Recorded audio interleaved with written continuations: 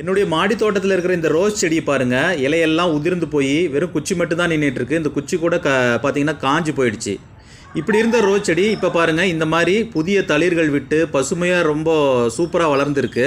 இப்படி இந்த ரோஸ் செடி பசுமையாக வளர்ந்ததுக்கும் நிறைய மொட்டுகள் வச்சு பாருங்கள் பூக்கள்லாம் சூப்பராக பூத்ததுக்கும் நான் என்ன ஒரு ட்ரிக் யூஸ் பண்ணேன், என்ன மாதிரியான ஒரு மேஜிக் நடந்தது அப்படிங்கிற ஒரு விளக்கமான வீடியோ பதிவை என்னுடைய சேனல்லேயே நான் கொடுத்துருக்கேன். அந்த வீடியோவுடைய லிங்க்கை இங்கே சேனல் நேமுக்கு கீழே நான் கொடுத்துருக்கேன். அதை கிளிக் பண்ணி பார்த்து நீங்களும் உங்களுடைய மாடி தோட்டத்தில் இருக்கிற ரோஸ் செடிக்கு அந்த ஒரு ட்ரிக்கை ஃபாலோ பண்ணி செடியை நல்லா வளர்த்தெடுத்து இந்த மாதிரி நிறைய பூக்கள் பூக்க வச்சு உங்கள் மாடி தோட்டத்தையே கலர்ஃபுல்லாக மாற்றுங்க. ரோஸ் செடி வளர்ப்புக்கு கண்டிப்பாக அது ஒரு பயனுள்ள வீடியோவாக இருக்கும். கண்டிப்பாக என்னுடைய அந்த வீடியோவை பாருங்கள், என்னுடைய சேனலை சப்ஸ்கிரைப் பண்ணுங்கள். இந்த வீடியோ பிடிச்சிருந்ததுன்னா இந்த வீடியோவுக்கு ஒரு லைக் பண்ணுங்கள். நன்றி.